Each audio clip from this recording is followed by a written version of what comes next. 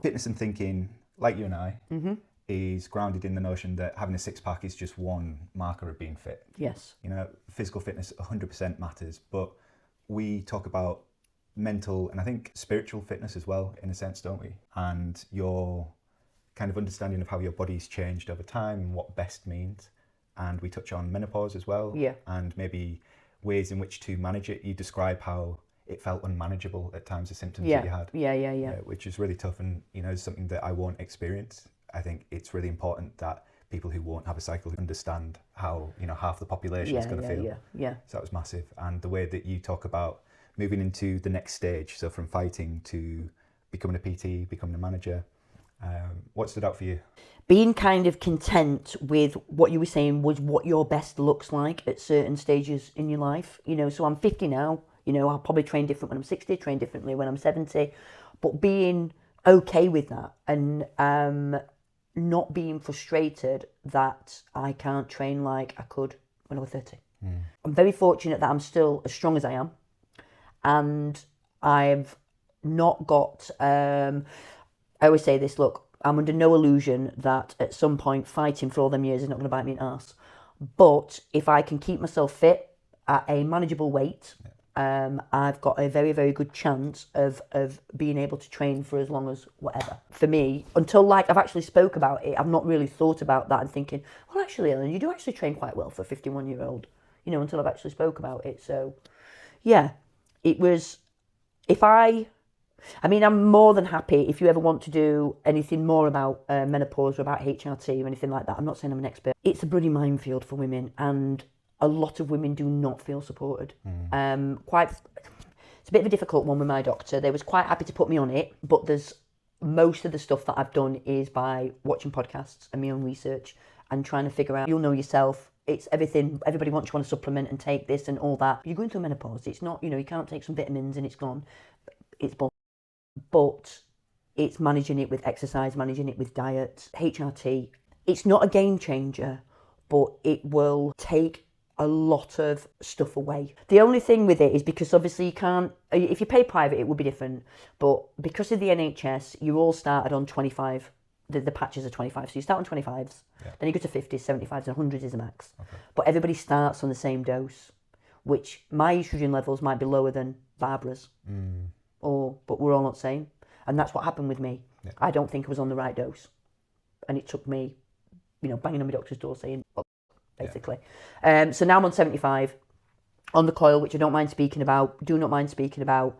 And it's been this last month where I've thought to myself, you know what, actually I'm all right. If people want more support, then obviously you're in gym, you're at Wicker. Yeah, just come and speak to me. I mean, Trix is the same. Me and Trix speak about it all the time, you know, because Trix is the same. The pair of us, like, you know, obviously Trix don't want to fight again, but Trix still enjoys eating bags and, you know, and neither of us want to stop doing that.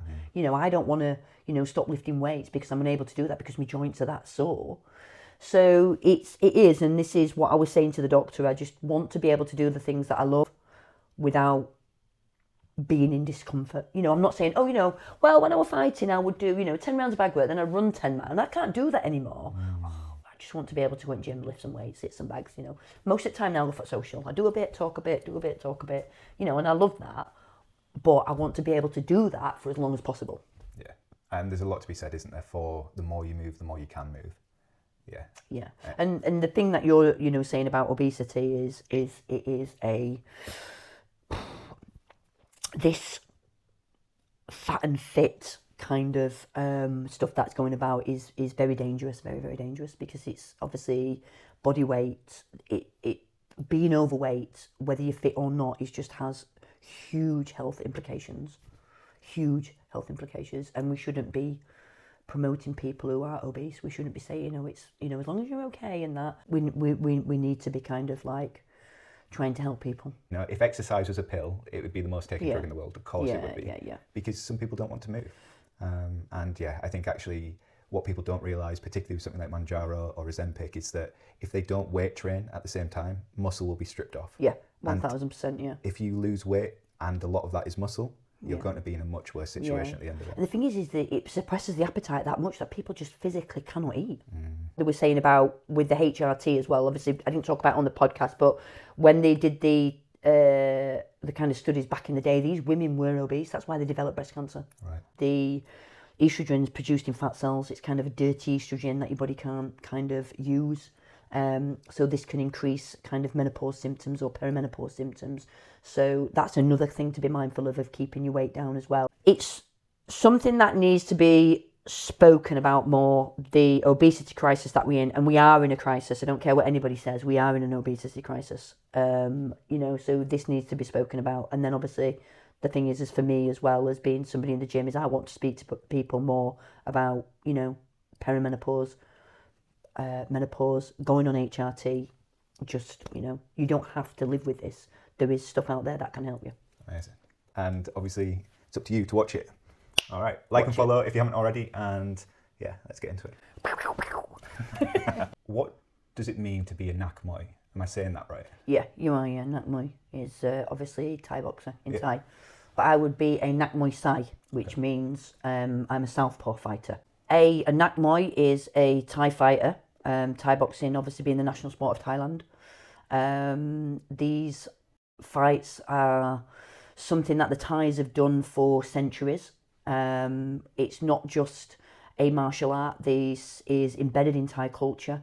This is something that is also extremely spiritual as well. The Wai Crew and the Ram Muay, the dance that they do at the beginning, is to give thanks to family, to give thanks to training, is to give thanks to Buddha. This is quite spiritual. This is to ask for protection when you fight.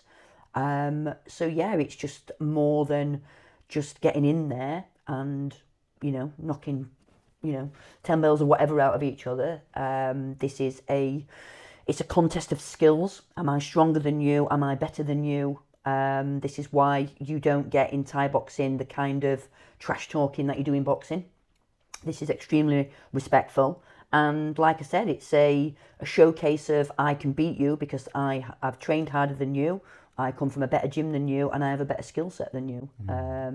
So yeah, this is what being a Nak Muay is. It's having a skill set and being able to conduct yourself in a ring, in a controlled environment, and be able to be better than somebody else. Amazing. And you came, in your own words, late to... I did, yeah. Right. So I came in when I was about, I would say maybe 25. Yeah. So I'd not had that junior experience that a lot of fighters do. You can tell if you look at the Wicker Camp fighters who've had the junior experience, they've got that kind of style to them, which is obviously different to mine. I wasn't, I wasn't a massively technical fighter. My movement wasn't, amazing. I didn't move kind of like what you would get if you'd have been from coming from a junior. But what I had was I could stand and fight. I weren't afraid of being hit.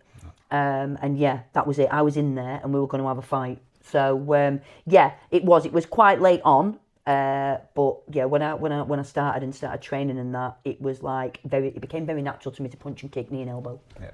Why do you think you were able to take to it late on, kind of without the experience? What got you to 25 and in a position to land in it as well as you seem to?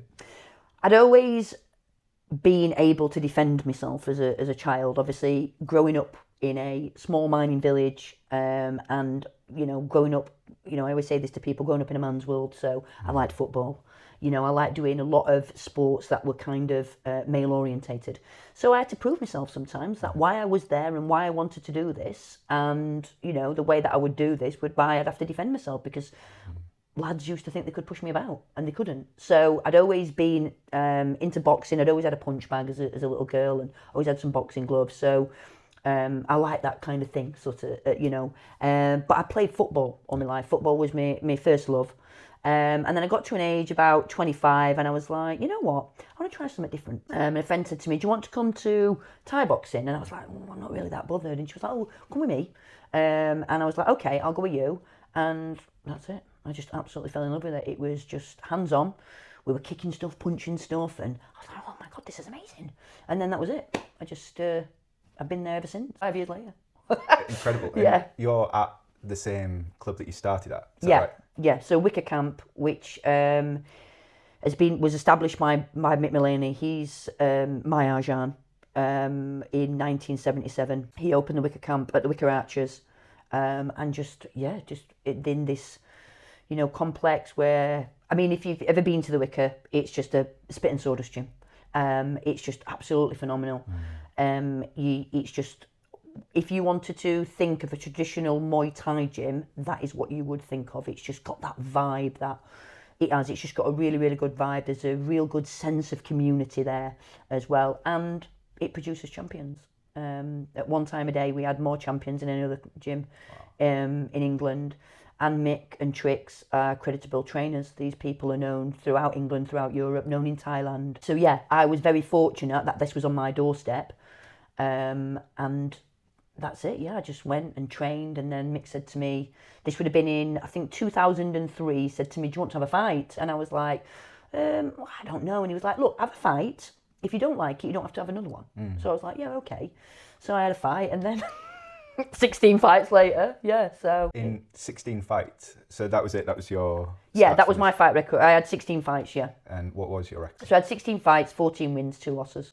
And a couple of titles in there? Yes, I won 2 world titles. I've got a European. I've got an intercontinental belt that I won in Thailand, a WMC one, and a British title. I had a world ranking of number 3, and then I had a British ranking of number 1.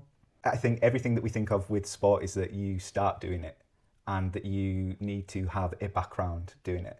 But what I really like about your story is that it's too late to start just didn't seem to factor in. Would you say that there is a point where it's too late to start? No. I think there could be a point where you're maybe too old to fight, but it was like, no, I was, I won both my world titles in my 30s, which for me is the best time of my life physically. When you're in your 30s as a female, this was like when everything comes together. It was just the sport itself, and just kicking and punching and kneeing was just so natural to me. It was like, if you say, oh, somebody's born to do something, then I were. And to be a champion, Mick said to me, you'll be a world champion one day, Ellen. And to, when you win your first title, when you win British title, I was like, okay, I maybe could be European. And then I won a European, and I was like, I don't know about being a world champion. And then I won a world title, and then I thought, you know what? Yeah, I deserve to be world champion again. So it's that, you first off, you're doubting yourself, and then you realise that you are actually as good as you think you are, and that you deserve, to be world champion again. What is that feeling like? Does it feel different to be a champion? Does it feel different to have somebody give you a belt, to give you a title? Do you think differently? Do you feel differently? Is it a progression? What is that? I don't know. I think you take every fight as, obviously each fight your opponent's different, so you prepare for that person. If you can get some footage on them, or you know about their reputation, you'll Mick's very, very good at studying footage of people and saying, right, okay, this is what they do really well, and this is where they're vulnerable. So this is what we're going to do. Okay, if they do this, you're going to do this.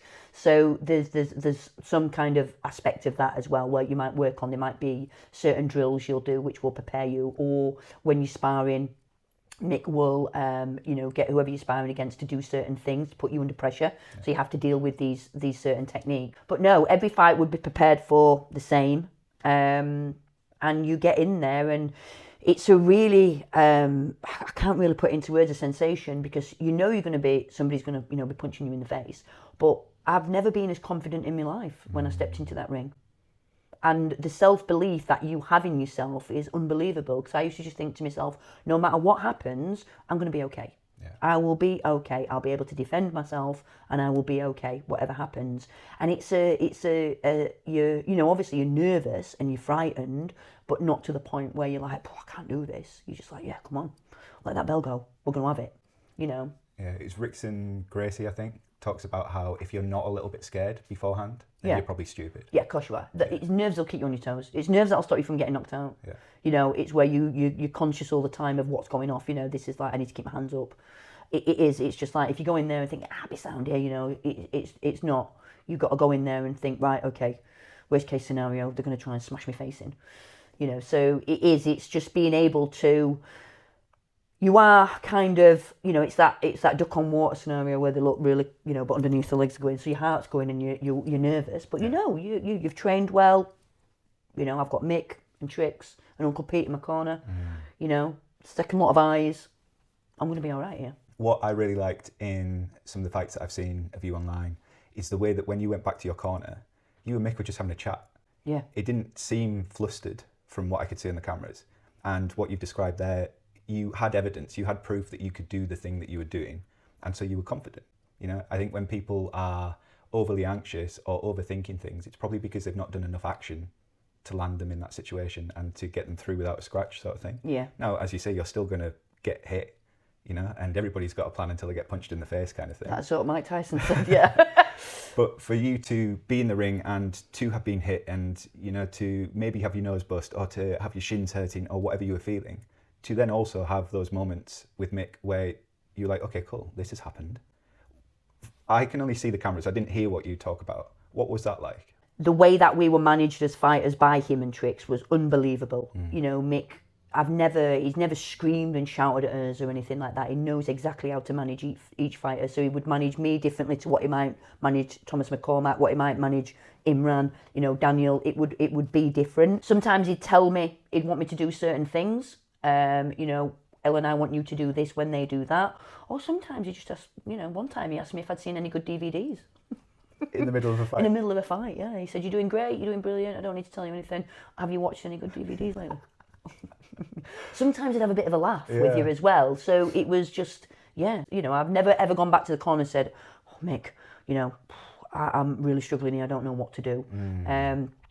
The only time he's ever told me I needed to step it up was this was when I fought for my last world title, and I'd struggled to make weight, and I was blowing, and I'd been cut with an elbow, and he said to me, you better knock her out this next round. He said, you need to stop her. Yeah. He said, because you're cut, and I don't know how long I can keep that closed. He said, but you need to stop her this next round. He said, you let those hands go. And he used to say to me, you throw them bombs in. When that bell goes, you throw them bombs in. Yeah. And I did, and I stopped to the next round. So, yeah. Was that a particularly sweet fight? Are there fights where, because of like the jeopardy of it, as you described there, that it could be a case of the towels going in if you don't sort this out, or you could get knocked out or something like that, and you win? Yeah. Does that feel more? Does that feel better? Or are there fights that are fairly clean, like smooth sailing? Do they feel better? What does a good performance feel like to you? So probably the best performance I've ever had is when I fought in New York. So I fought a lady called Natalie Fuzz, and it was a retirement fight. So she tried to get another fighter in. I think she tried to get in a lady called Jermaine Durandamy, who wasn't available. So she said, I'd really like to fight you, Ellen. And we was like absolutely thrilled at the opportunity to go and fight in New York. So we went there. But I was coming off the back of just winning my first world title. So I just fought Freedom Awat. Yeah. So I was fit, really, really fit. And we just went, I think I had about a week off, 2 weeks, and then we went straight back into fight camp for New York. That's the fittest I've ever been, and my best performance. I just picked her off for 5 rounds. Wow. Just picked her off for 5 rounds. Kicked, move, kick, move, kick, move. So yeah, it was, the game plan we went with was just put pressure on her, keep moving, and it worked. Yeah, and that was the smoothest fight I've ever had. The only thing that was sore was my right shin. I weren't banged up. So, yeah. Then you, on the other hand, you get fights like when I fought Joanna Bars, when I fought for an ISCA world title. Yeah, we were both smashed to pieces.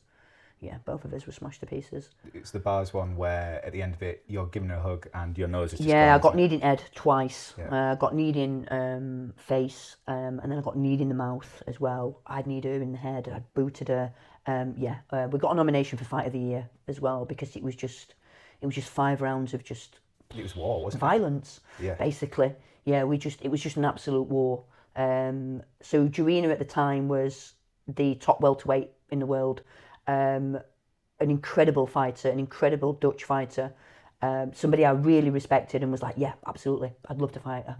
And she was the same with me. Yeah, you know, I'd really like to fight Ellen. So yeah, it was going to happen. And it happened in Sheffield at the Octagon for an ISCA world title. And she beat me. You know, people can say whatever they want. The scorecards were very close, but she just did more. She did more than me on the day, and she deserved to win that world title. But I came back a better fighter from that loss. And then that happened in the March, and then by the October, I'd got my own. I'd won a world title. I fought Freedom Muay and beat her, so I was world champion. Okay, so Muay came after. Yes, so I fought Joanna Bars in the March of 2009, and then I fought Freedom Muay in October 2009. Yeah, so but no, I was absolutely smashed to pieces. Yeah, I hurt from like the top of my head to my toes because we'd just given everything. It was a world title fight. It was in front of, it was in Sheffield, in my hometown. I wanted to put on performance for people. I wanted to prove a point. Yeah. That was probably the first time in a fight I'd been really pushed and been really hit. Yep. And I wanted to prove to people that not only could I kind of like fight, but I could also take it as well. So yeah, I think off the back of that fight, I proved a lot that I was kind of like, that I could really fight. When I needed to dig in, that I had the skill set and I was tough enough to be able to do that. Do you think if you'd won that, you would have been as much of a fighter that you enjoyed becoming? Yeah, I did. I enjoyed it. I was never afraid of being hit. I know that might sound like, but some people, even fighters, don't like to be hit. Yeah. They like to hit and move constantly. Where with me is I would stand in front of you and you can hit me as much as you want, and it is kind of a psychology thing. It's just like no matter what you hit me with, I'm still going to be here. If you move to the left, I'm going to move with you. If you move back, I'm going to move. So it's that kind of, you can break people down because it's just like, oh my God, what do I need to do to stop this person? They just keep coming forward. And that's what my mum said to me after, because my mum was in the audience. She just said to me, you didn't stop moving forward. You didn't stop moving forward every time she was hitting you. And it's just that, I don't know, it's just something, it's that champion mentality, it's that winner mentality, is if you hit me, I'm going to hit you back. I think part of why I asked that question is because you lost that fight, but as you say, you go on to beat Mark later in the year and you're a better fighter for losing. Yeah. So what do you think those lessons were from losing that you hadn't learned before or you weren't taught before? Like, what did you take from that? I think what we found is that my movement needed to be better, for one. My movement needed to be better, and not to just rely on that being stood in front of it's very difficult to make a perfect fighter, so there's always something that you need to work on. And I've been very blessed that I've been in a gym with people who are exceptional at what they do, who have, very, very good qualities, like Imran Khan, probably just unbelievable fighter, movement, super strong, just unbelievable. And watching him spar helped. Watching videos of other Thai fighters who were very, very good at basically the skills that they had that I didn't. And then obviously speaking with Mick, and we would look at certain things. He'd have me doing a lot more kind of slipping and moving out of the way of things, just trying to get my movement a lot better. Yeah. And in that fight, just because both of you were on the canvas a few times, and I think you had a bad slip, didn't you? Maybe we both had a slip. Yeah, I thought she should have got an 8 count, and she thought I should have got an 8 count. But but the canvas were very, very slippy. What does that feel like? Because it sounds terrible. Yeah, it is. It's just sometimes the ring canvas becomes a bit like an ice rink, because obviously you're covered in baby oil and Thai oil, and there's water and sweat and everything. So sometimes it can just become a little bit slippy. But I think she caught me with I defended a head kick and fell, and then she defended an head kick and fell. But we both thought the other one should have got an 8 count, but they didn't. No. Yeah, so looking at it was, But the thing about Joanna is, at the time when I was fighting, the Dutch women were the best in the world. Okay. So out of all my fights, I fought more Dutch women than any other nationality. But I loved fighting the Dutch. Because they were just so aggressive. They would just match me. Yeah. So, like, when you fight and you hit somebody really hard, you sometimes look for a reaction. Sometimes people will be like, oh, right, I don't want any of that. And you think, I've got you. Okay, I know what I need to do. I'm going to keep punching you because you don't like it. But with the Dutch, I'd hit them and they'd be like, okay, right, you're going to get some of that back. And I'd be like, game on. Yeah. Because they would fight the kind of fight that I like to fight, where we'd stand toe to toe and we'd just belt each other. Yeah. Something that was interesting to watch as a neutral, and I don't have many fights under my belt as an audience member. I went to the Krabi Arena. Right, okay. And saw quite a few, which is great. But that's it, other than what I've watched of you. What I liked about the bars fight is that she matches your stance on a couple of occasions. And I think we had a little chat before we started rolling about you being southpaw, but naturally southpaw, and Yeah. that could be difficult for orthodox who are only used to orthodox. Yeah. Whereas bars at some points was just matching your front foot or like mirroring your front Yeah. foot. Yeah. Which is really interesting to see, because in the fights maybe leading up to that, I hadn't seen your opponents maybe know how to deal with you. Yeah. And the kind of inside leg work she was doing, Yeah. it was just a proper brawl. Like, it was amazing to watch. Yeah. And the clinches that you were both in, it was just super physical, two people just going for it. Yeah, it was incredible. Like, and for me to know you and to just go, oh, go on, Helen, go on, Helen. Yeah. Yeah, she would. Yeah, but she's like I said, she's got a lot of experience doing bars. Probably one of the best female Thai boxers ever. Wow. Yeah, really, really talented person. And yeah, got, you know, the thing about Joanna is as well is I think the Dutch tend to have a lot more kickboxing background than Muay Thai, so she's got a lot of kickboxing. But Joanna would fight anyone. I mean, she fought Chris Cyborg as well. Chris Cyborg's a big. She was in the UFC. I don't know. Is it Bellator? It might be the other one. The other one, yeah, okay. Yeah. So she's.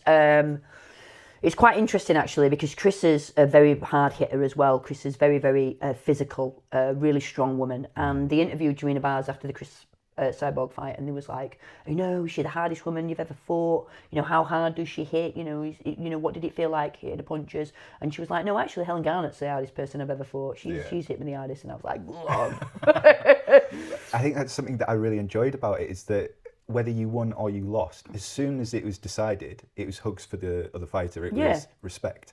You know, whether you're bowing and kind of what I perceive to be more traditional with it, or just plain giving a person a hug. Yeah. There was that respect between the fighters. Yeah, absolutely. And that's what Thai boxing about. As I've said to you before, it's, if you know the Thais and how the Thais are and how they conduct themselves, they are, you know, very mild-mannered people. And this is what we're saying about Thai boxing. It's none of this trash talking like you get in boxing. It is just that, you know, you match each other's skills, and it's, I've got a better skill set than you, and that's why, you know, why I'm better than you and why I've won.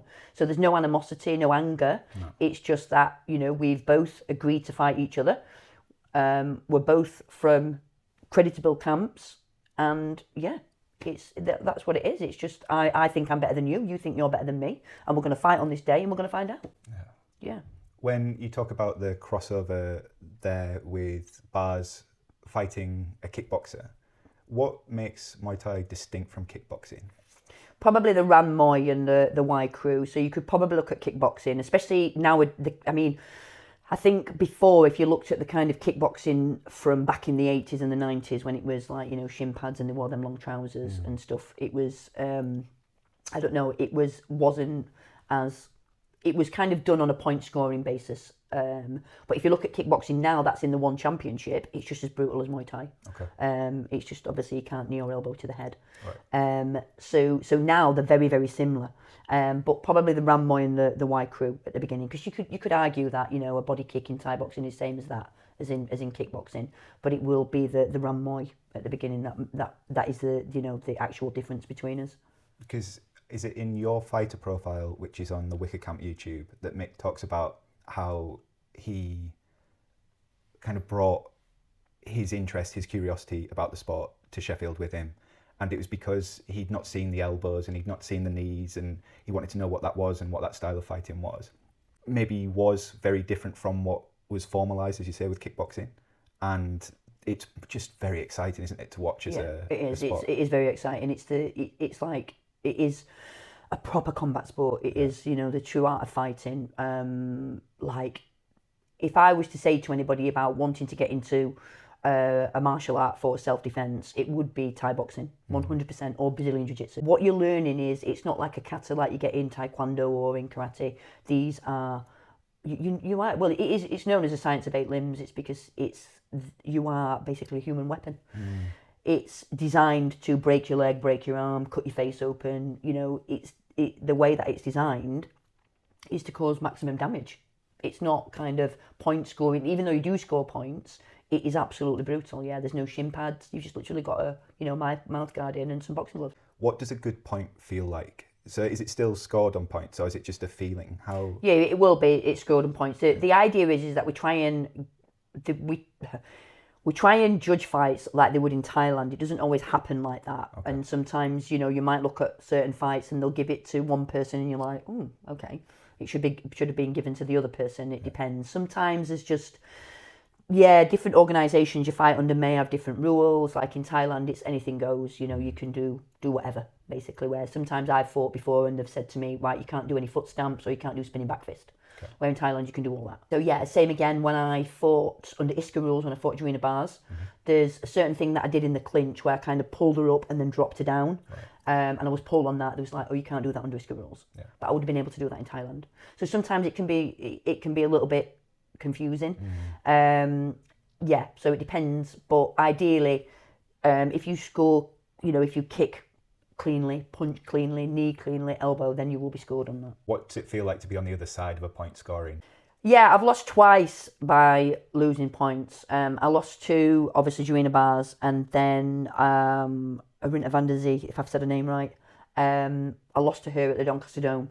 It weren't a good night for Wicker Camp. Oh. We all lost. I think Imran might have. I think there was only Imran who drew, maybe. But yeah, we all got beat. She did more than me on the night. Same again. I deserved to lose. She did more than me. Yeah. I weren't, banged up or didn't get knocked out. She just did more than me on the night. I used to do karate and I loved the katas. Hated getting hit, and I think we'll come on to that in a second. But if you watch a fight back and say you were looking for the points and where they were scored and why the judges might have given this or not given that, when you're watching something back and you try and place your memory of it in the fight and you go, that's a point, that's where they definitely landed. Yeah. What does it feel like to be hit by that? Is it always winding? Is it just sometimes you're like, oh, that was a great shot, like fair play? What's that experience like? Yeah, sometimes you'll get caught with certain stuff and you're like, I do not want another one of those, or I need to be, careful of that. Sometimes I would let them hit me with certain things. I used to like to catch the body kick and then kick the other leg from under them. Yes. So I'd let them kick me a couple of times and then I'd be like, right, can I catch that? So I'd think to myself, right, okay, they'd kick me and I'd be like, yeah, I'll be able to catch that. Or sometimes I'd get caught with something and I'd be like, okay, I need to be mindful of that because, that's going to cause me some problems if that carries on. Or Mick might say to me, Ellen, you're getting caught with this. Sometimes it's difficult because of the adrenaline and you're in the moment. And then obviously that's Mick and Trix's job. They'll look for certain things and they might say, you're getting caught with this, Ellen. Okay, she's scoring with that constantly. Yeah, or they might say, you're okay being hit with that now, but that's going to become a problem as we get in. It's mainly leg kicks. People start to take leg kicks and think, it'll be okay. Then round 2, round 3, round 4, you're not okay. Mick might say to me, Ellen, you're getting caught with that leg kick, or this is happening. Or he might say to me, what does that feel like when she throws that kick? Can you grab that? Yeah, I can grab that, Mick. Grab that leg. There's only one time really that sticks in my mind of when I got kneed in the mouth, and that's and I was like, wow, that hurt. I felt that instantly and I was like, wow, that really hurt. And you get like a white flash and everything stops for a split second and then starts back up again, and it was like boom, and I was like, oh my God. And I needed to grab a hold of it because I thought, I need a second here or I'm going to go up. I was like, I don't want any more of them. So I think that brings us on to the second point quite nicely. When do you know that you've had enough? When do you know that it's time to call it and kind of move away from the ring and stop getting into fights? So after my last world title, I fought at 66 kilo. I had 3 fights and I had to skip on the day or run on the day to make weight. And so that indicated to me, Mick and Trix, that I couldn't make 66 kilo anymore. Decided that I would fight at 70 kilo, which is like 4 kilo heavier. So I won my world title in the April, and then in the November I fought at 70 kilo, and I didn't like it. No. I was like, I don't like it. I feel heavy. I just felt quite awkward. Even though I won the fight quite comfortably, I was like, this is not really for me. And then obviously it was difficult to get fights at 66 kilo. So now I was trying to get fights at 70 kilo and couldn't. So I'd been messed about with a couple of opponents. People had dropped out or I couldn't get matched. And I was like, do you know what? I might as well retire. Yeah. And that's what I did. And I was just like, right, I've had enough. I can't be bothered, making weight, or I don't think it's going to be beneficial for me in my career now to be struggling to find opponents. I don't need to make a name for myself anymore. No. I've got 2 world titles. I've been fighting for 10 years. I've had a great career. I might as well retire. Yeah. And that's what I did. So what is that feeling like with fighters, with coaches? I think the theme that we've touched on is this idea of a changing best. So it's not that you're not capable of still giving everything. it's just what that everything amounts to might be different. Would that be fair to say? Yeah. And it's just you I think I knew in that fight, the last fight I had at 70 kilo, I just knew it wasn't for me anymore. Fight people at whatever, I just wasn't prepared to do that anymore. For me, I was a 66 kilo fighter. I couldn't make 66 kilo anymore. And I didn't have the energy to try and pursue my career at 70 kilo. I just couldn't be bothered. For me right now, it's probably best that I retired. And at 66 kilo, I was in great shape. I looked, I was ripped, looked really athletic. And I just didn't have that at 70 kilo. I didn't have that kind of intimidating look anymore. And I didn't have the energy. I just couldn't be bothered to diet anymore or put that training in to, cut weight, be fit, and then not to be able to get an opponent. And I was like, I don't need that anymore. No. And is it fair to say that that's quite common for fighters, that they go up in weight, don't they? It's very rare that you see a fighter go down in weight through their career. Yeah, and it was just a natural thing. I'd had it before early on in my career when we were trying to get fights. It was quite difficult. So it was going to be even more difficult now, having the reputation that I had and trying to get fights at 70 kilos. So I was like, no, I've done. Was there any kind of identity shift or maybe a sense of loss maybe when you retired? When people want to fight or people say, I want to fight, what they do is they fall in love with they see people in the ring fighting, winning, becoming champions, and that's what they fall in love with. They don't realise how you got there. And the training is so demanding, so demanding. You're talking, 8 or 12 weeks, twice a day. Yeah. You're getting absolutely hammered. And that's why when I was in that fighters class, most of us in there were champions because of the way that we were trained, the way that we were managed. It was like, nothing but the best was good enough. You were representing Wicker Camp. This is the reputation that this gym had.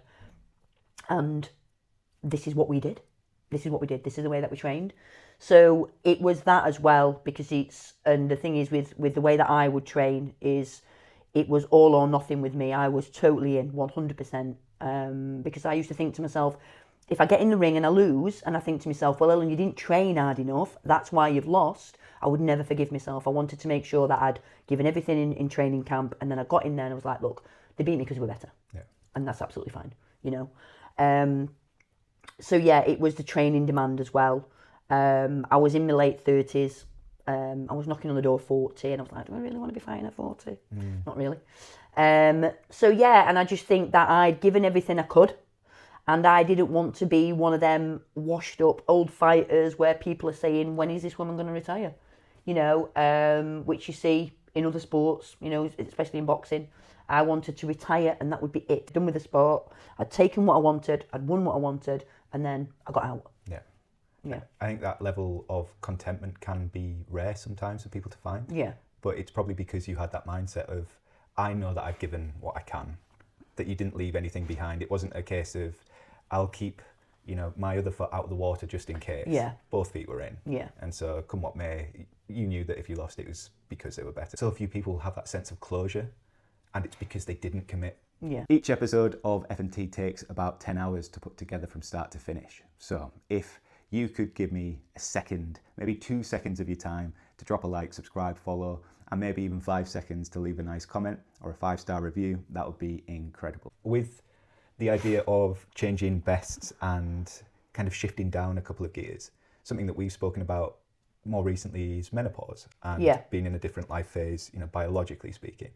You went to a talk recently where menopause is described as a celebration, and I'll use a different bit of vernacular. You said, is it now?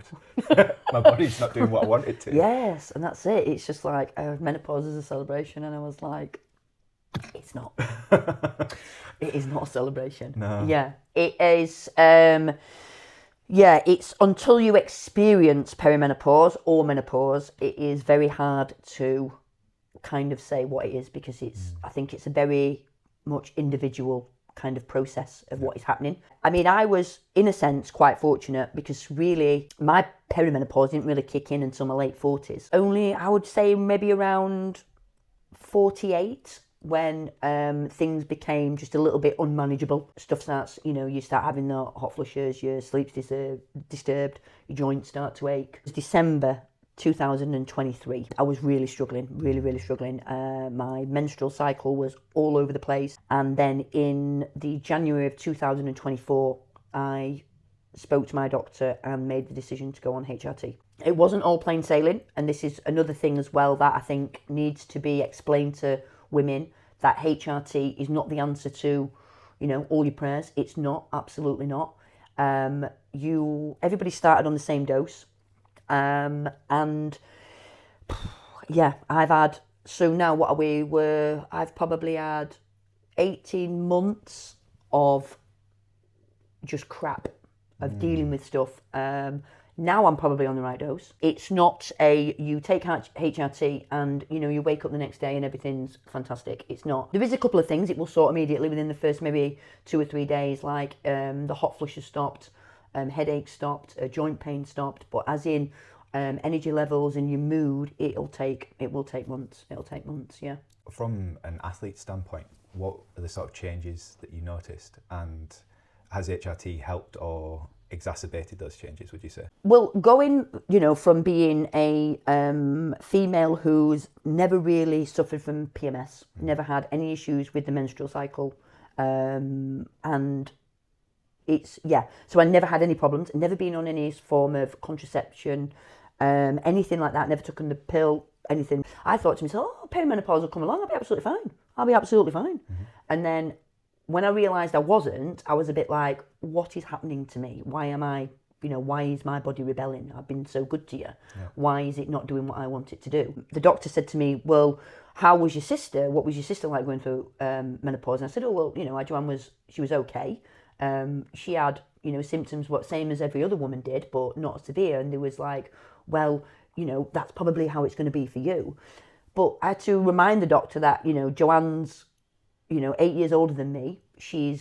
Doesn't go to the gym like I do. And this is what was bothering me more than anything. It was starting to affect my exercise. And it was also it would have started to affect my performance at work as well. And I was like, I can't have either two. This is what I do. I exercise.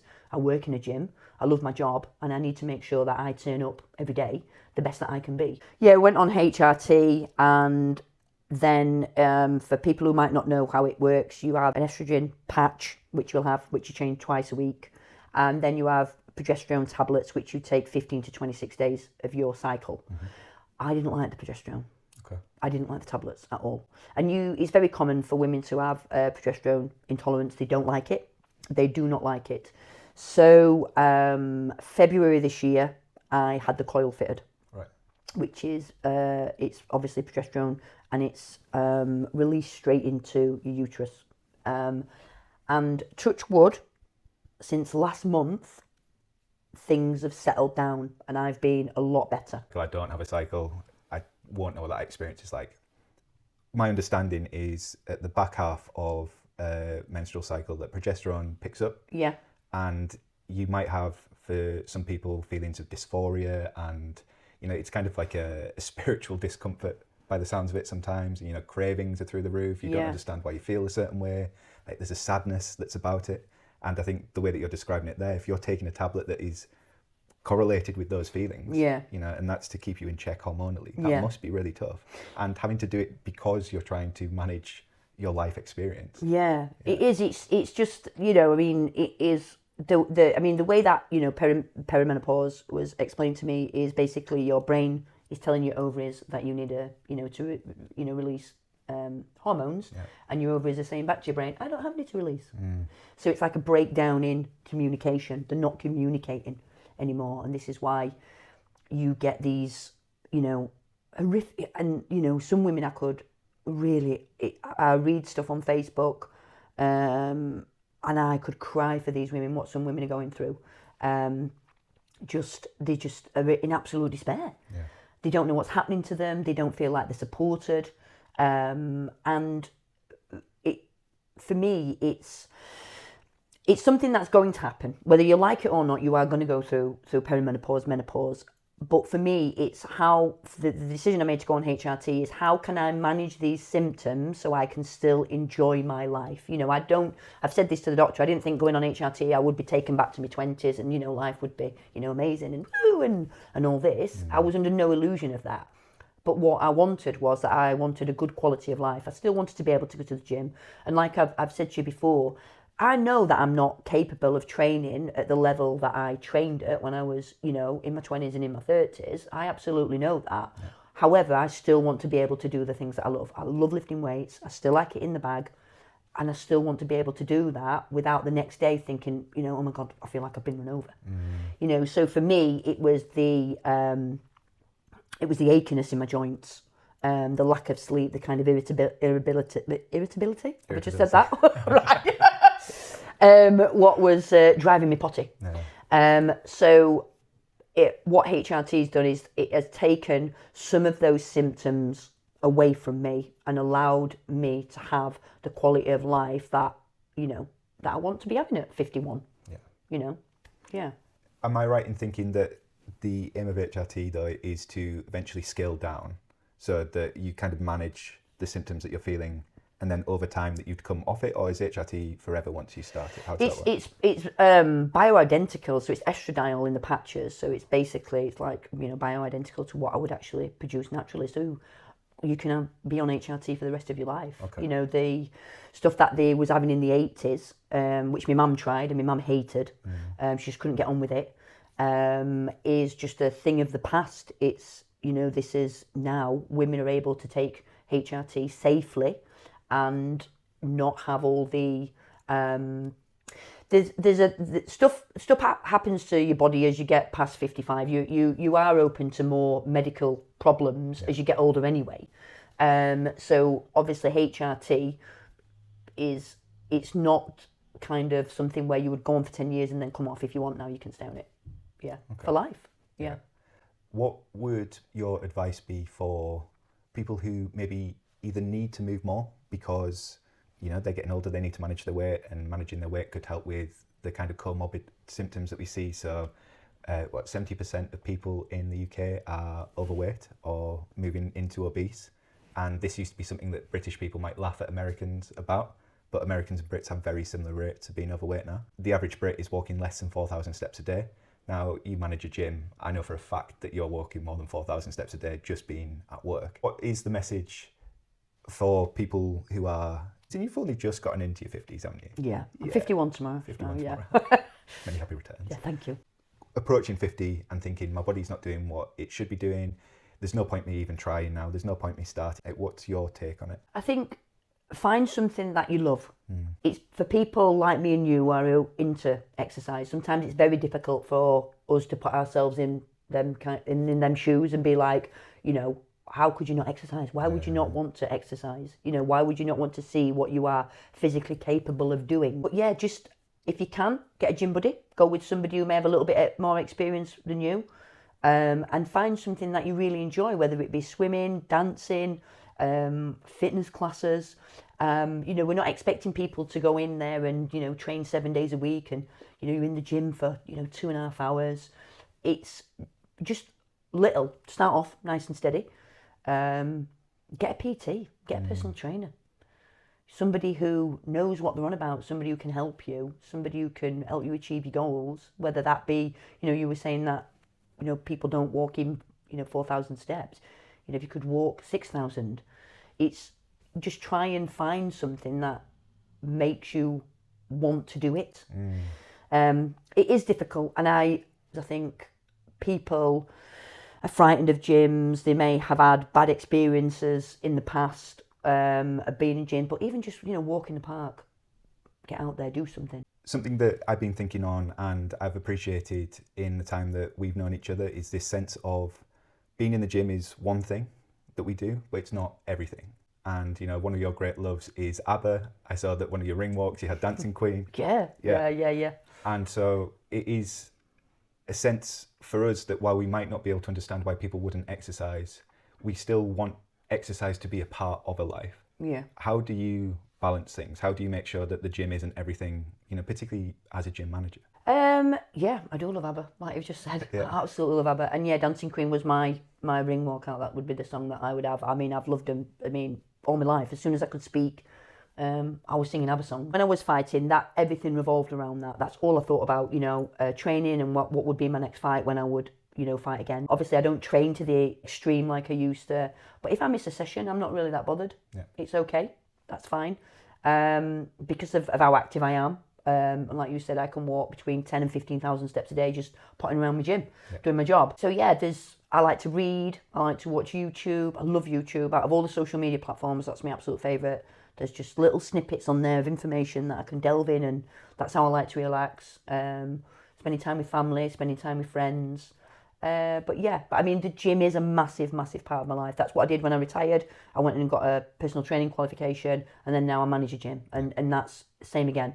If another thing of saying born to do something, I was always going to be in a gym, always going to be in a gym. So yeah, just having that balance and enjoying what you do. Don't think, training is not a chore. I really, really enjoy it. It's a massive part of my life. Not just because I like the way it makes me feel, but helps my well-being, my mental health, gives me clarity, helps me focus. So yeah. Have there been moments where maybe you've not felt content? So you describe your career, 16 fights, and knowing that you've done what you could do, and you're in the gym now, and again, you found what it is that you were meant to do. It sounds like contentment is something that you have. Were there moments that you didn't? And how did you change that? Yeah, I think when I first was going to move, when I was a personal trainer, I was like, is this really for me? And same again, when I first moved into management, I was like, whoa, is this really for me? Am I a manager? Do I want to be, sat at a desk? Which, I'm quite fortunate because it's not only being sat at a desk is a very, very small part of my role. It's mainly on the gym floor. But yeah, I think when I was coming to the end of my career of Thai boxing, when I was thinking about retiring, and then there's kind of like what some fighters, it's like a void where you don't know what you're going to do next. This is why some people retire and then go back into fighting. I'm not saying all fighters, but some people do. They just can't fill that void. What do I now do? I kind of had a focus of, I love training. I teach Thai boxing, so I'm going to become a personal trainer because it'll just be like, they'll run alongside of each other, which they do. So yeah, so not really, not as in saying not contentment, but I've always kind of had a focus of where I'm going to go next, of what will be my next thing. Yeah. So a case of you're in your moment and you commit to it, both feet in, as we were saying earlier. Yeah. But that this isn't forever. And maybe set up a goal, set up something to look forward to almost. Yeah, it's like now in the role that I've got, obviously I've been at that gym for 10 years. Yeah. That's my club. That is my club. I absolutely love that club. And my team. And I have a set of people around me who I absolutely love my guys. I couldn't wish for better people to work with or have in my life. They are phenomenal, my team. And my role now is to develop them and to support them in their business. And I love that. I absolutely love that. And it's same within Pure Gym, supporting other managers. I love that side of my role. Being able to watch people grow or help people grow and help people achieve their goals and be successful. That's what I want to do. That's what I say to my boss, I don't want a promotion. I don't want to be doing that. I don't want to be doing this. I want to stay in my club with my guys and look after them. That's what I want to do now. I don't think I would have enjoyed PTing as much as I did were it not for you as my manager.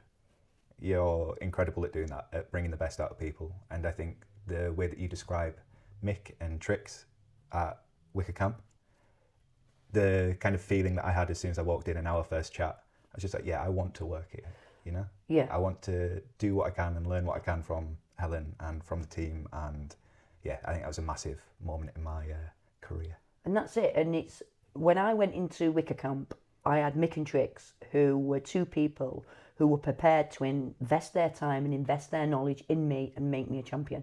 And I always say this, but other than my parents, they're the two most influential people in my life. They've took me all over the world.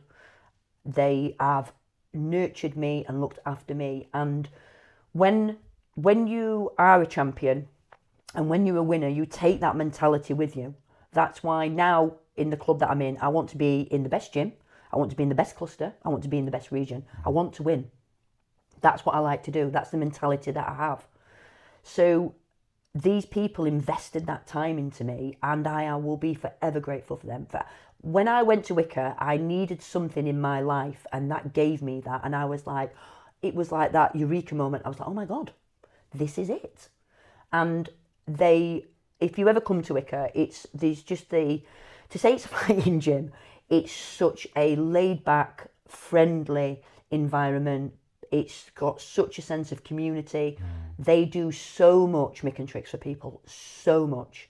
And if you get to meet them, Mick is the most humblest, gentlest soul that you could come across. He's such a lovely, lovely man. And same with Trix, they will do anything for anybody.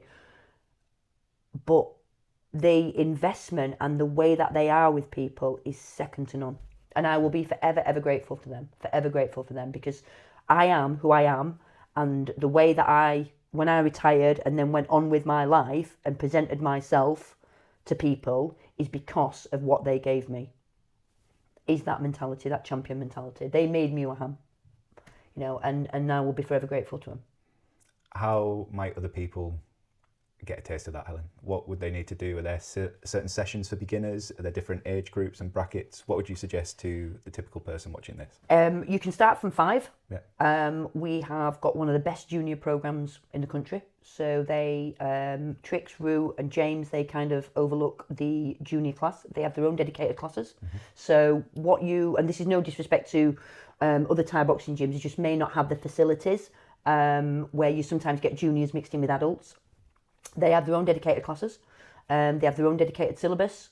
They have a grading system, and that is same with adults. There is absolute novice classes, raw beginner classes, and you'll have a grading system, or you can go to a bag class and you can hit the bags for an hour, do your own thing. But yeah, your first session's free as well, so you can go down, give us a try, see what you think. It's, you know, it's not just about learning a martial art, it's what else it will give you. Here's what else it will give you as well. It's been a lot of fun watching your fights, obviously chatting to you about fights generally and about Thai boxing, and then just to get to pick your brain on these things. Thank you, Jack. Thank you for inviting me to come along. Thank you for letting me talk about myself, about Wicker Camp as well, just fitness in general. Yeah. But no, thank you very much. Cheers. Thank you. Cheers for watching Fitness and Thinking. If you like that episode, you'll probably like this one.